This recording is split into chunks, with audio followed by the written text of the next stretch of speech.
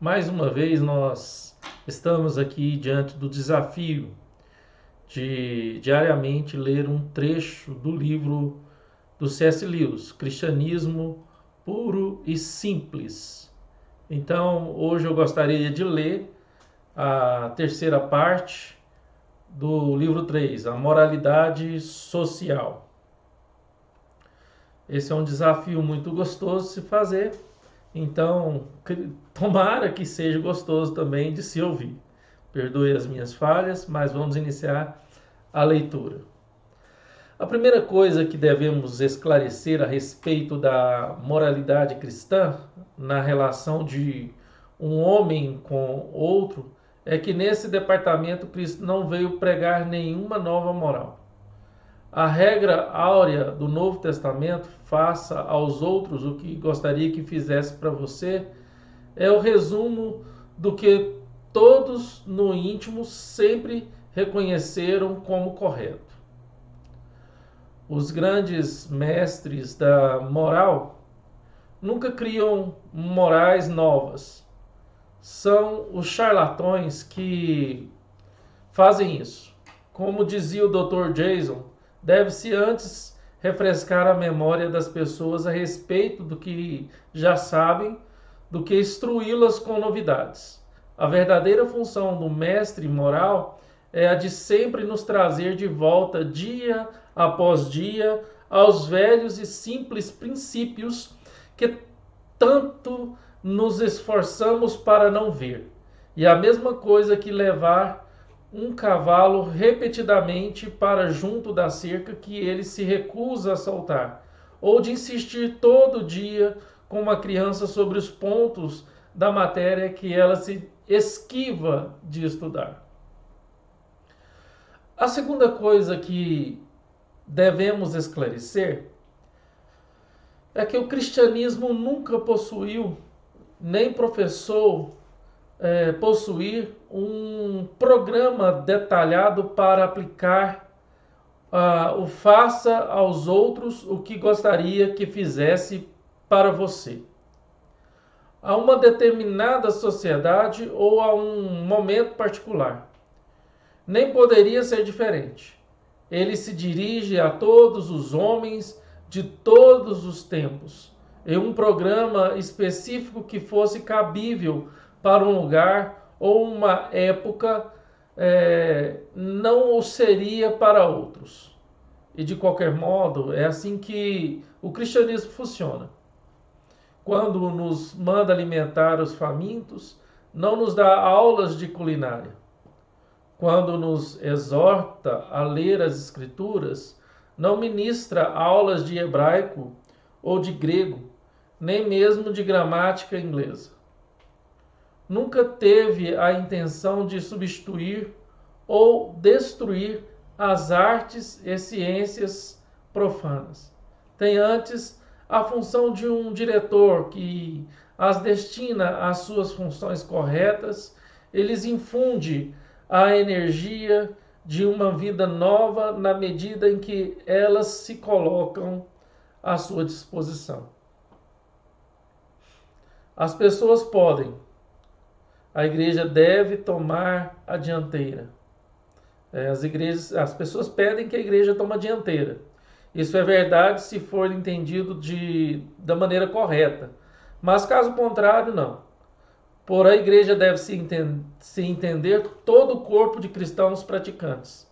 E quando dizem que a igreja deve tomar a dianteira, devem querer dizer com isso que alguns cristãos, os que possuem o talento apropriado, devem se tornar economistas ou estadistas, e que todos os estadistas e economistas devem ser cristãos e esforçar-se na política ou na economia para pôr em prática o faça aos outros o que gostaria que fizesse com você. Se isso se tornasse realidade, e se nós, terceiros, estivéssemos dispostos a aceitar o fato, encontraríamos soluções cristãs para os nossos problemas sociais com bastante rapidez. É claro, porém, que quando certas coisas pedem que a igreja tome a dianteira, querem mesmo é que a liderança estabeleça um programa político, o que é tolice. A liderança dentro da igreja é composta pelas pessoas que foram especialmente treinadas e destacadas para cuidar dos nossos assuntos, enquanto criaturas que viverão para sempre, e estamos pedindo que cumpra uma função diferente, para a qual não foram treinadas. Essa função cabe a nós leigos. A aplicação de princípios cristãos aos sindicatos ou às escolas, por exemplo, deve vir de nós, sindicalistas e educadores cristãos, do mesmo modo que a literatura cristã deve ser feita por romancistas e dramaturgos cristãos, e não por um concílio de bispos reunidos para escrever peças e romances no seu tempo livre. Do mesmo modo, o Novo Testamento, sem entrar em detalhes, nos pinta um quadro bastante claro do que seria uma sociedade plenamente cristã. Pois bem, talvez exija de nós mais do que estamos dispostos a dar. Informa-nos que nessa sociedade não há lugar para parasitas ou passageiros clandestinos. Aquele que não trabalhar não deve comer. Cada qual deve trabalhar com suas próprias mãos e mais ainda, o trabalho de cada qual deve dar frutos bons. Não se devem produzir artigos tolos e supérfluos, nem muito menos uma publicidade ainda mais tola para nos persuadir a adquiri-los. Não há lugar para a ostentação, para a fanfarrice, nem para quem queira empinar o nariz ou a mitidez. Nesse sentido, uma sociedade cristã seria o que se chama hoje em dia de esquerda. Por outro lado, ela insiste na obediência acompanhada de sinais exteriores de reverência. De todos nós para com os magistrados legitimamente constituídos, dos filhos para com os pais, e acho que esta parte não será muito popular, das esposas para com os maridos, e em terceiro lugar, essa é uma sociedade alegre. Uma sociedade repleta de canto e de regozijo que não dá valor nem à preocupação e nem à ansiedade. A cortesia é uma das virtudes cristãs e o Novo Testamento abomina as pessoas abelhudas que vivem fiscalizando a vida dos outros. Se existe uma sociedade assim, e nós a visitássemos, creio que sairíamos de lá com uma impressão curiosa. Teríamos a sensação de que sua vida econômica seria bastante socialista e nesse sentido avançada, mas sua vida familiar e seu código de boas maneiras seria, ao contrário, bastante antiquados, talvez até cerimoniosos e aristocráticos. Cada um de nós apreciaria um aspecto dela, mas poucos apreciariam por inteiro. Isso é o que se deve esperar de um cristianismo como projeto integral para o mecanismo da sociedade humana. Cada um de nós se desviou desse projeto integral de forma diferente e pretende que as modificações nele inseridas substituam o próprio projeto. Você vai sempre encontrar a mesma situação em tudo o que é verdadeiramente cristão. Todos se sentem atraídos por um aspecto disso, e querem pegar só esse aspecto, deixando de lado o resto. Esse é o motivo pelo qual não conseguimos avançar. E também explica porque pessoas que lutam por coisas opostas dizem estar lutando pelo cristianismo. Passo para outra questão. Há um conselho dado pelos gregos pagãos da antiguidade, pelos judeus do Antigo Testamento e pelos grandes mestres cristãos da Idade Média, que foi completamente desobedecido pelo sistema econômico moderno. Todos eles disseram que não se deve emprestar dinheiro a juros. O empréstimo a juros, o que chamamos de investimentos, é a base de todo o nosso sistema. Não se pode, no entanto, concluir com absoluta certeza que estejamos errados. Alguns dizem que quando Moisés, Aristóteles e os cristãos concordaram em proibir o juro ou a usura, como diriam, eles não podiam prever as sociedades acionárias e pensavam apenas no agiota particular. E que, portanto, não devemos nos preocupar com o que disseram. Essa é uma questão sobre a qual não cabe a mim opinar. Não sou economista e simplesmente não sei se foi o sistema de investimento o responsável pelo estado de coisas em que nos encontramos. Por isso é que precisamos de economistas cristãos. Entretanto, eu não estaria sendo honesto se não dissesse que 3 grandes civilizações concordaram, pelo menos é o que parece à primeira vista, em condenar o próprio fundamento em que se baseia toda a nossa vida.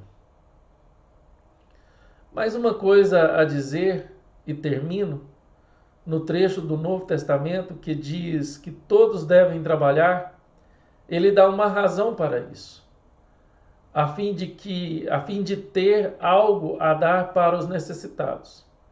A caridade, dar para os pobres, é um elemento essencial da moralidade cristã. Na assustadora parábola das ovelhas e dos cabritos, ela parece ser a questão da qual dependem tudo o mais. Hoje em dia, certas pessoas dizem que a caridade não é mais necessária e que, em vez de darmos para os pobres, deveríamos criar uma sociedade em que não existem mais pobres. Elas não deixam de ter certa razão no que se refere à construção de uma sociedade assim. Mas quem tira disso a conclusão de que, nesse meio tempo, pode parar de doar, se afastou de toda a moralidade cristã. Não acredito que alguém possa estabelecer o quanto cada um deve dar. Creio que a única regra segura é dar mais do que nos sobra. Em outras palavras, se nossos gastos com conforto, bens supérfluos, diversão e etc., se igualam a do padrão dos que ganham o mesmo que nós, provavelmente não estamos dando o suficiente. Se a caridade que fazemos não pesa pelo menos um pouco em nosso bolso, ela está pequena demais. É preciso que haja coisas que gostaríamos de fazer e não podemos por causa de nossos gastos com caridade. Estou falando de caridade no sentido comum da palavra. Os casos particulares que afetam parentes, amigos, vizinhos ou empregados de que Deus, por assim dizer, nos força a tomar conhecimento, exigem muito mais que isso. podem inclusive nos obrigar a pôr em risco a nossa própria situação. Para muitos de nós, o grande obstáculo à caridade não está num estilo de vida luxuosa ou no desejo de mais prosperidade, mas no medo, na insegurança quanto ao futuro. Temos de saber que esse medo é uma tentação. Às vezes, também o orgulho atrapalha a caridade.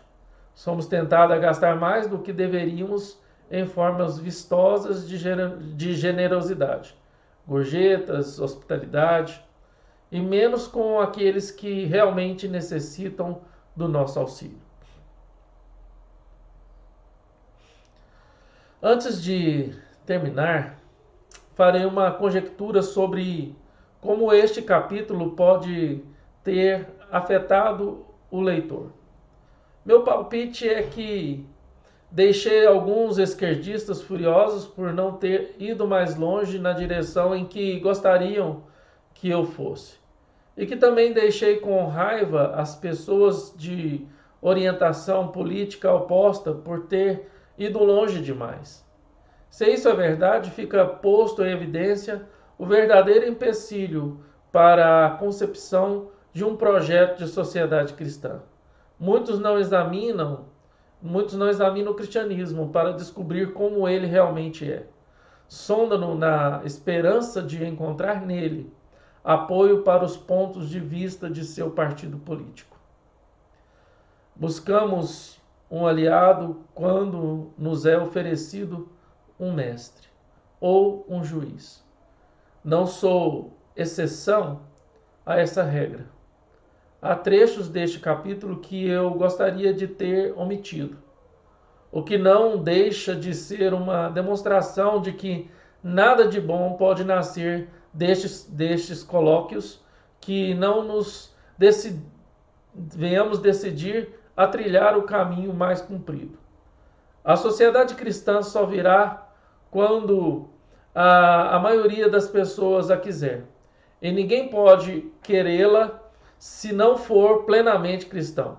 Posso repetir: faço aos outros o que gostaria que fizesse para mim, até cansar, mas não conseguirei viver assim se não amar ao próximo como a mim mesmo.